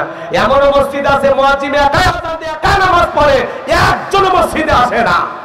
মসজিদের সাথেই বাড়ি, আযান শুনিয়া কম্বলের ভিতর থেকে ল্যাপের ভিতর থেকে উঠে পেশাব করিয়া আবারও যায় ল্যাপের ভিতরে ঢোকে, কপাল পরা মসজিদে আসে না। হুজুর কি পেশাব করার জন্য ডাক দিছে? হ্যাঁ, এরকম মুসলমান আছে না? আযান শোনে, উঠে কি করে? পেশাব করে, করে আবার বাড়ির মধ্যে যা ঢোকে। এই ছেলে, তোমার দিলটা কি একটু কাঁপলো না যে যে মসজিদে মুয়াজ্জিবের আযান হলো, যাই না একটু আল্লাহকে সিজদা দেই, একটু ভালো হয়ে যায়। আল্লাহ যেন আমাদের কবুল করে, জোরে বলেন আমিন। শুধু মসজিদগুলো সুন্দর করলে হবে না, মসজিদে যারা সালাত আদায় করবে তাদের ঈমান আমলও সুন্দর হওয়া লাগবে। শুধু মসজিদের উন্নয়ন করবে, মাহফিল দিলে চলবে না, ঈমানের উন্নয়ন করবে, কাজ করতে হবে। কিভাবে মুসল্লি বৃদ্ধি করা যায়?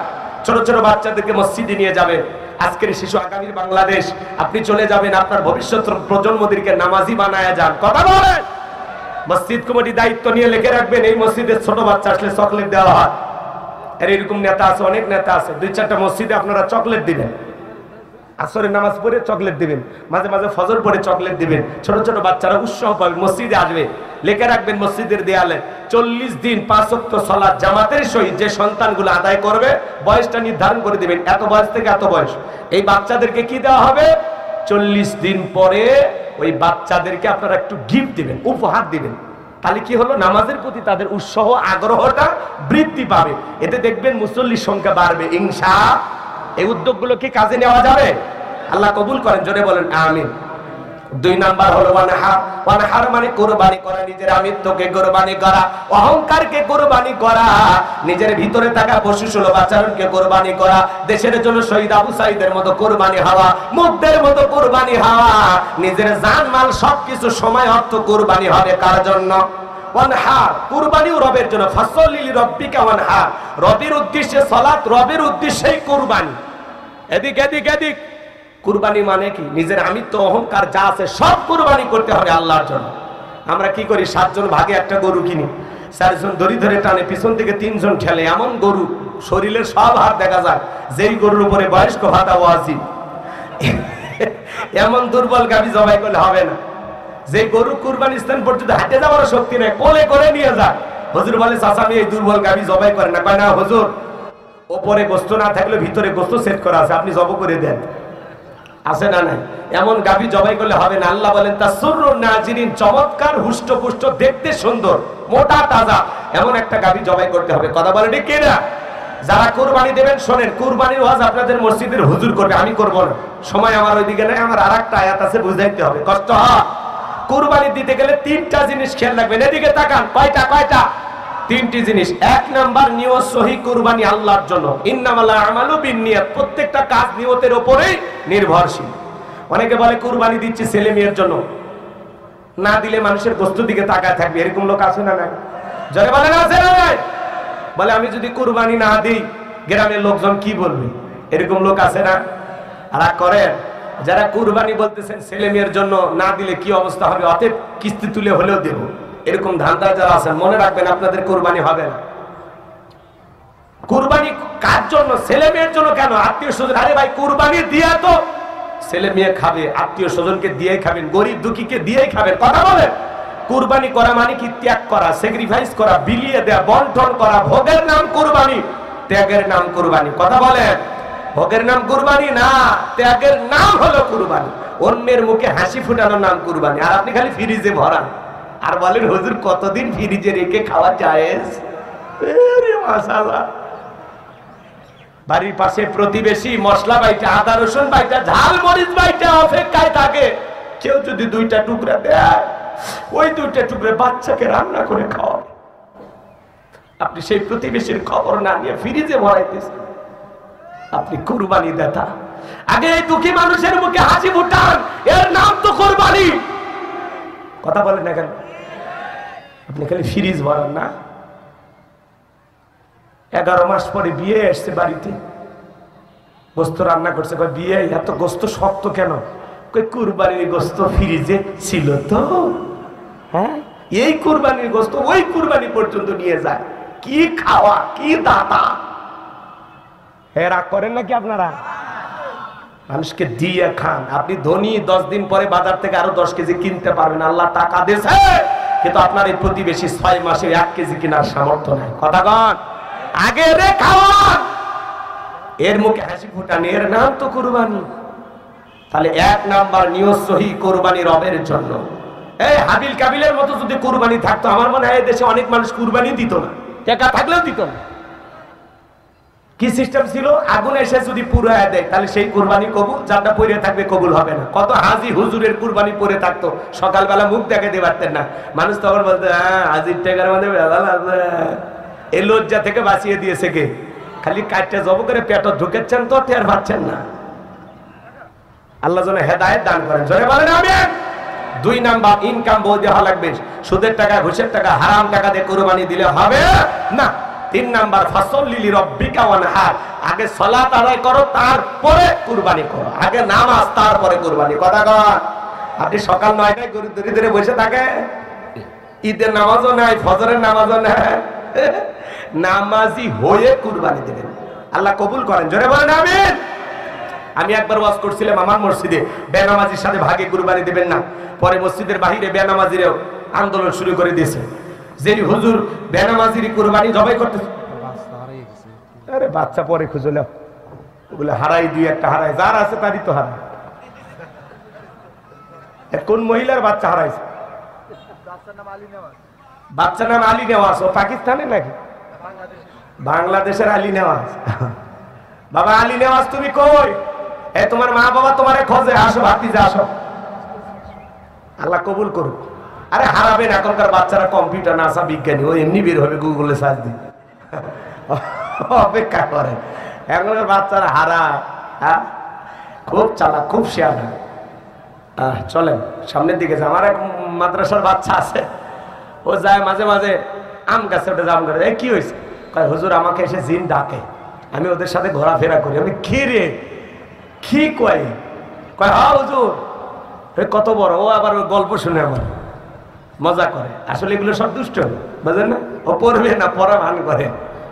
ও মার পা ধরে বলে মা রে মা, তুই আমার আসল মা, আমার মাদ্রাসা রাখিস না মা, নিয়ে যা মা। কি কান্নাকাটি করে বাচ্চা! এই মায়ায় পরে যদি নিয়ে যান বাচ্চাটা নষ্ট হয়ে যাবে, ওরে বুঝাইতে হবে। কথা বলে ঠিক কিনা?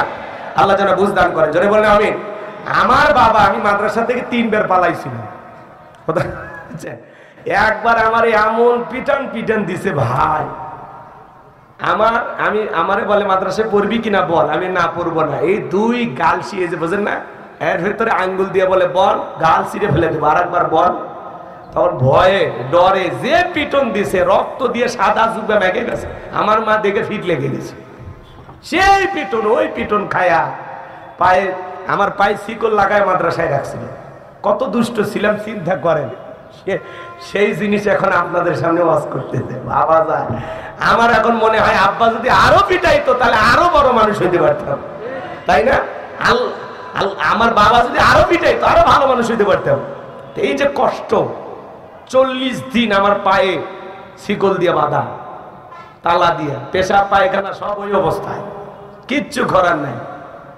আব্বা বলেছে যেদিন ও বলবে আমি মাদ্রাসায় থাকবো সেদিন থেকে আপনি খুলে দিবেন। 40 দিন পরে পা ঘায়ে ধরে, মানে পায়ের ভিতরে ঘা ধরে গেছে। হুজুর বলে এখন কি মানুষ হবি? আমি না, ঠিক আছে, আর কোনোদিন পালাবো না। ওই যে সবক ভাই আর পালাই নেই। রাগ করছেন আপনারা? এই যে কষ্ট, বাচ্চাদেরকে পড়াইতে হলে অনেক ত্যাগ স্বীকার করতে। আমারও বাচ্চা মাদ্রাসায় থাকতে চায় না, প্রত্যেক বৃহস্পতিবার আসলেও পাগল হয়ে যায়।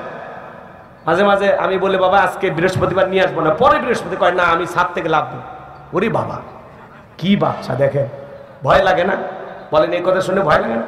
বাধ্য হয়ে নিয়ে আসা লাগে। এই যে বাচ্চাদের অবস্থা। কিন্তু যারা ছোট ছোট বাচ্চা হলে খুব জ্ঞান, খুব ভালো, কোরআনের প্রতি আকর্ষণ আছে, ভালো মন মানসিকতা আছে, এই বাচ্চারা মানুষের মতো মানুষ হয়, আল্লাহ কবুল করেন। বেশি দুষ্টমি করলে বেশি ধ্বংসের পথে চলে যাবেন। বাবা মা শাসন করলো না, ছেড়ে দিলে যা, এত পাল্লাছে, এত হারাস, তোরে আর পড়াবোই না, তাহলে ওর মানুষ হতে পারবে না। হাল ছাড়া যাবে না, চেষ্টা চালিয়ে যাওয়া লাগবে। ওরে পিটায়া মানুষ করা লাগবে। ওরে শয়তান ধরছে, কথা কি বুঝতে পারতেছেন? সব শয়তান ধরছে। আল্লাহ যেন আমাদের সন্তানগুলোকে দিন শেখানোর তৌফিক দান করেন। জোরে বলেন আমিন। আমার কথাই শুনে কি আপনারা কষ্ট পাইছেন? ওই বাচ্চার কথাটা বলতেছে, একটু মনে হয়ে গেছে, রাগ কইরেন না। আমার জন্য খালি দোয়া করবেন, পারবেন তো ইনশাআল্লাহ। এদিকে খেয়াল করেন আমার ভাইরা, আমার আল্লাহ রাব্বুল আলামিন বলেন ইন্না শানিয়াকা হুয়াল আবতার। আল্লাহু আকবার। আমার আল্লাহ ডেকে বলে নবী সালাতটাকে লেসকারের বংশ বলে, ও নবী আপনি মন খারাপ করবেন না, কষ্ট মনের মধ্যে নেবেন না। ওই আবুল হাবুদ বা সাইবা ওদের বংশে ভাতিজার কেউ থাকবে না। আপনার ছেলে সন্তান বলে মেসিও জাহান্নামে, তুমিও জাহান্নামে, তুমি আমি অনুসরণ করব বিশ্ব নবী মুহাম্মদ সাল্লাল্লাহু আলাইহি সাল্লাম। নবীকে মহব্বত করতে হবে, নবীর আদর্শ নিজের জীবনে বাস্তবায়ন করতে হবে। নবী যে তরিকায় চুল কেটেছে, নবী যে তরিকায় চলাফেরা করেছে, সেই রাস্তায় সেই পথে আপনাকে আমাকে চলতে হবে। সেই নবীকে যারা গালি দেয় এরা বাস্টার্ড, এরা কুলাঙ্গার, এরা যার সন্তানদের জন্ম পরিচয় নাই। কথা বল। নবীকে গালি দিয়েছিল ওলীদ বিন মুগীরা অকাত্য ভাষায়। আল্লাহ আয়াত নাজিল করে বলেন উতুল্লিম বাদা যালিকা জালিম। নবী গো, এই ওলীদ বিন মুগীরা হলো পিতৃ পরিচয়হীন যার সন্তান, এর জন্ম ঠিক নাই। ওলীদ বিন মুগীরা তার মায়ের কাছে চলে গেল, যা বলে মা করবি না কোনো তাল বাহানা।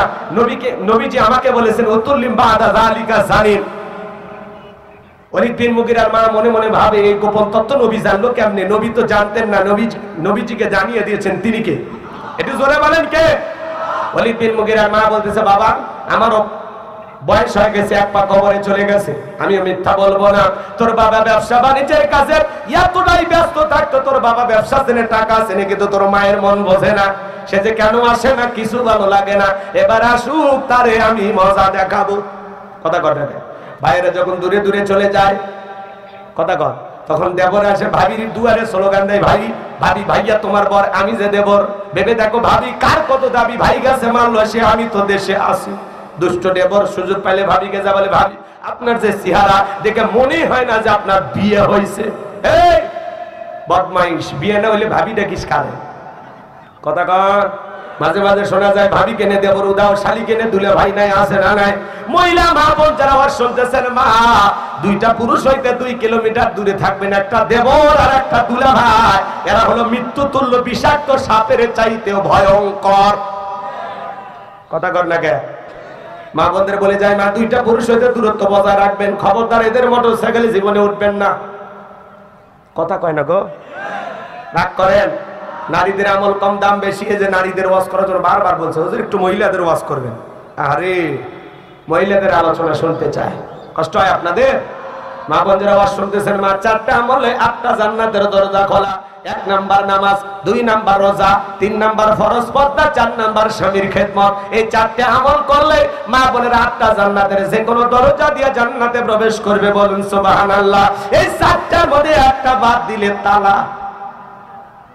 কথা কম, আমল কম, কিন্তু এই 4টেই করা লাগবে। নামাজ পড়ে না, জোহর পরে আসরের সময়, আসর মাগরিবের সময় হাঁসের বাচ্চা গরু ছাগল দুল বেচা শেষ। আর ঈশার সময় স্টার জলসা জি বাংলা ধ্বংস করছে সোনার বাংলা। রোজার বেলায় শক্ত, এরা না খায় থাকতে পারে। মাঝে মাঝে স্বামীর সাথে ঝগড়া লাগে, 3 দিন ভাত খায় না। যদি বলে ময়নার মা আর কত না খায় থাকবা, একটু খাও। আমি না খায় মরে যাব, আমি মরলে তো ভালো হয়, নতুন আর একটা পাবে। না খায় থাকার বেলায় পাগলিরা শক্ত। মাঝে মাঝে হুজুরকে বলে, হুজুর এই মাসে নফল রোজা আছে? আছে, কথা বলেন নাকি আপনারা? তার মানে রোজা না বলে ঠিকঠাক রাখে। 3 নাম্বার হলো পর্দা, এটা ঠিকঠাক করবে চায় না। জানালার পর্দা ঠিক আছে, দরজার পর্দা ঠিক আছে, নিজের শরীরে পর্দা দিতে চায় না। মা বোনের অনুরোধের ভাষায় বলে যায়, মা খবরদার বেপর্দায় চলা যাবে না। আল্লাহ বলেন, ওয়াকরনা ফি বুয়ুতিকুন্না ওয়ালা তাবাররাজনা তাবাররুজাল জাহিলিয়াতিল উলা। নারীরা তোমরা ঘরের ভিতরে অবস্থান করো, খবরদার জাহিলিয়াতের যুগের মেয়েদের মতো নোংরা অশ্লীল পোশাক পরে নিজের দেহকে প্রদর্শন করো না। পর্দা নারী সিকিউরিটি দেবে, পর্দা নারীকে নিরাপত্তা দেবে। পর্দাশীল নারীর উপরে আল্লাহর রহমত নাজিল হবে। যে নারী বোরকা পরে, পর্দা করে, কোরআন পড়ে, নামাজ পড়ে, তার পেট থেকে নামাজি সন্তান জন্ম নেয়। ক্ষেত ভালো, ফসল ভালো, মা ভালো, সন্তান ভালো। আমাকে একটা শিক্ষিত মা দাও, আমি একটা শিক্ষিত জাতি উপহার দেব। এই যুবক, বিয়ে করার আগে দেখবি ওর নানি পর্দা করে কিনা, ওর নানির পর্দা দেখবি, ওর মায়ের পর্দা দেখবি, তারপরে বউ। এই কথা কয় না, যাচাই বাছাই করে বিয়ে করো। আজকে যুব সমাজ নষ্ট হয়ে গেছে। এই যে মোবাইলের ওজন কম, কিন্তু মোবাইলের মাধ্যমে পাপের ওজনটা অনেক বেশি। কথা কন, সারা রাত জেগে জেগে মোবাইলে উল্টাপাল্টা ভিডিও দেখে। আছে না নাই? মা যখন দরজা করে ভিতরে কি হয় না, তখন বলে বাংলাদেশের স্বাধীনতা যুদ্ধ পড়ার ভান করে। আবার যখন চলে যায় তখন আবার মোবাইলে অনলাইনে জুয়া, ফ্রি ফায়ার, পাবজি চাচাদি ভাতিজি, আছে না নাই? উল্টাপাল্টা ভিডিও দেখে। যুব সমাজের চরিত্র নষ্ট করেছে মোবাইলে, টাচ মোবাইলের কারণে তরুণ তরুণীরা নষ্ট হয়ে গেছে। কথা কন, দেশে মোবাইল আইছে, চিঠি বন্ধ হইয়াছে, দিওয়ানা বানাইছে, পোলা মাইয়ার মনের কথা ভাসে বাতাসে। চলবে? একটা মিনিট বলি না, যুবক বলবো? দেখো পোলা পানের মন বাদা ফেসবুকে এখন, মোবাইলে চ্যাটিং কইরা কাটায় সারাক্ষণ। এই মোবাইল পাইয়া দেখো বদনের মাইয়া কি কাণ্ড ঘটাইছে, স্বামী সংসার রাইখা নাকি পলাইয়া গেছে। 2 বাচ্চার মা, 4 বাচ্চার মা পরকীয়া প্রেম করে আরেকটা ছেলের হাত ধরে পালিয়ে যায়। যে নারী স্বামী রেখে সন্তান রেখে আরেকটা ছেলের হাত ধরে পালিয়ে যায়, ওটা নারী না, ওটা নারী জাতির কলঙ্ক, পাশানি, ডাইনি, কান্নাগিরি, বিশ্বাসঘাতক নারী। কেমনে পারো বোন, কেমনে পারো মা, স্বামী রেখে সন্তান রেখে আরেকটা ছেলের হাত ধরতে? কেমনে পারো, কেমনে পারো? এই কথা কই না কে? স্বামী আছে, সন্তান আছে, আরেকটা ছেলের হাত ধরে পালিয়ে যায়। কত বড় নির্লজ্জ, বেহায়া। এরা করেন সব দোষ কি নারীর? একাতে তালি বাজে, পুরুষের কি দোষ নাই? এই যুবক, তোমাদেরকে বলছি, তোমার স্ত্রীর সাথে যদি কেউ পরকীয়া প্রেম করে মাইনা নেবা। কথা কয় না, মানে ভালোবাসা শেয়ার করবেন নাকি? বউ কি করে করুক, হুজুর মাইনে নেব, এরকম? আপনার বউয়ের সাথে পরকীয়া প্রেম করলে মানবেন? আপনার মায়ের সাথে, জোরে বলে, বোনের সাথে, খালা, ফুপু, মানবেন না তো? মানবেন না তো? তাহলে আপনি যার সাথে পরকীয়া প্রেম করে, স্বামী আছে, সন্তান আছে, তারপরে পরকীয়া প্রেম করেন, হে যুবক, ওইটা তো কারো না কারো স্ত্রী, কারো না কারো মা, কারো না কারো মেয়ে, কারো না কারো বোন। তাহলে তোর মাথায় কি আছে বল? একটা মহিলার স্বামী আছে, সন্তান আছে, তাও আর দিকে নজর কেমনে গেল? তোর রুচিতে সমস্যা। এ কথা কয় না গা? কত স্বামী পরিত্যক্তা নারী আছে, 2টা 3টা বাচ্চা সহ, যা বিয়ে কর, যা বিয়ে কর, আল্লাহ খুশি হবে। যা যা যা যা যা বিয়ে কর। কত দরিদ্র ফ্যামিলি আছে মেয়ের বিয়ে দিতে পারে না, যাও বিয়ে করো, আল্লাহ খুশি হবে। ও তুমি ওই জায়গায় যাবা না, তুমি আলগা পিরিতি করো না। এই যে 14ই ফেব্রুয়ারি বেহায়া দিবস, আলহামদুলিল্লাহ এইবার এই 14ই ফেব্রুয়ারি শবে বরাত পড়ার কারণে, লাইলাতুল নিসফে মিন শাবান পড়ার কারণে ফুল বিক্রি হয়নি খুব বেশি, ফুলের ব্যবসায় ধস। আমরা বলতেছি এরকম তরুণ তরুণীদেরকে তো আমরা চাই, এগুলো নষ্ট মানে বিশ্ব বেহায়া দিবসের নামে এই বিশ্ব বেহায়া দিবস এই সমাজের যুবকেরা পালন করবে না, কথা ঠিক না? আল্লাহ তরুণ তরুণীদের হেদায়েত দান করুন। বিয়ের আগে অবৈধ প্রেম ভালোবাসা করা যাবে না, জায়েজ নাই, হারাম হারাম। ওদেশে টিকটক আসিয়া সব গেল বাসিয়া, ওদেশে টিকটক আসিয়া ছোট ছোট বাচ্চারা টিকটক ভিডিও করে, মহিলার নুডলস রান্না করে তাও টিকটক বানায়। হ্যালো বন্ধুরা, দেখেন কিভাবে নুডলস রান্না করতে, প্রথমে সয়াবিনের তেল, এরপরে তেজপাতা, তারপরে আমার গালে একটা থাপ্পড় আছে না। স্বামী শুয়ে আছে, মাথার চুলগুলো নাড়ে আর টিকটক ভিডিও বানান, টিকটক ভিডিও বানান। আগে কত আবেগ, স্বামী আমার সব, স্বামী আমার রাজকুমার রাজপুত্র, স্বামী আমার জীবনের সবচাইতে দামি, কি সুন্দর আদর ডায়লগ গুলো দেয়। টিকটক বানান শেখ, স্বামী লাত্তি মেরে কয় যা, কন্টেন্ট তৈরি হয়ে গেছে। আছে না? ওদেশে টিকটক আসিয়া সব গেল বাসিয়া, সিদ্দিক সোরা নায়ক হইছে আইডি খুলিয়া, হিরো আলম নায়ক হইছে আইডি খুলিয়া। এই মোবাইলে হাই কি জাদু আছে ভাই, পোলা পানে বইজাছে, পড়ালেখা তৈলা রাখছে সত্য মাকাশি। এখন আর পড়াশোনা নাই, অটো পাস। এই যুবক তোদের পা দুটা গায়ে সোনা দুটা পা ধরে বলি, অবৈধ প্রেম ভালোবাসা করা যাবে না। অলির পীর মুগিরার মা বলতেছে, বাবা তোর বাবা ব্যবসা বাণিজ্যের কাজে এতটাই ব্যস্ত থাকতো, তোর বাবা ব্যবসা ছেড়ে টাকা ছেড়ে, কিন্তু তোর মায়ের মন বোঝে না। এই জন্য বাড়ির আশেপাশে তোর চাচা ঘুরু ঘুরু করতেছিল, তার দিয়ে ভালোবাসা বিনিময় করেছিলাম, তার ফলে তোর জন্ম হয়েছে। নবী যে তত্ত্ব দিয়েছে 100% সত্য, তোর জন্মের ঠিক নাই। ফ্রান্সের মানুষেরা কেন গালি দেয়? পৃথিবীর 228টা রাষ্ট্রে গবেষণা করা হলো, ফ্রান্সের মহিলারা বিয়ের আগে বাচ্চা জন্ম দেয়। যেই মহিলা বিয়ের আগে বাচ্চা জন্ম দেয়, এটা বৈধ না অবৈধ? জোরে বলেন। এই জন্য বাজার ভারতের যে কুলাঙ্গার গালি দেয়, মাঝে মাঝে পৃথিবীর যে কুলাঙ্গারি গালি দেখ না কেন, বাংলাদেশের যে কুলাঙ্গার গালি দেখ না কেন, মনে রাখবেন নবীকে গালি দিবে যারা, অবৈধ যারও সন্তান তারা।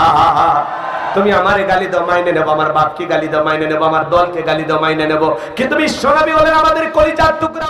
নবীকে নিয়ে কুরুচিপূর্ণ মন্তব্য করবে যারা, বাজে ভাষায় গালি দিবে যারা, ওই নাস্তিক বেঈমান তার বুকের উপরে চৈরা জিহ্বা টান দিয়ে ছিঁড়ে কুকুরকে খাওয়ায় দেব। নবীজির অপমান মেনে না হবে জানা। নবীর জন্য কারা কারা জীবন দিতে প্রস্তুত, দুই হাত তুলে আল্লাহকে দেখান, লিল্লাহে তাকবীর। নবীর জন্য জীবন দিতে প্রস্তুত আছেন তো ইনশাআল্লাহ? বিশ্ব নবীর অপমান সইবে না রে।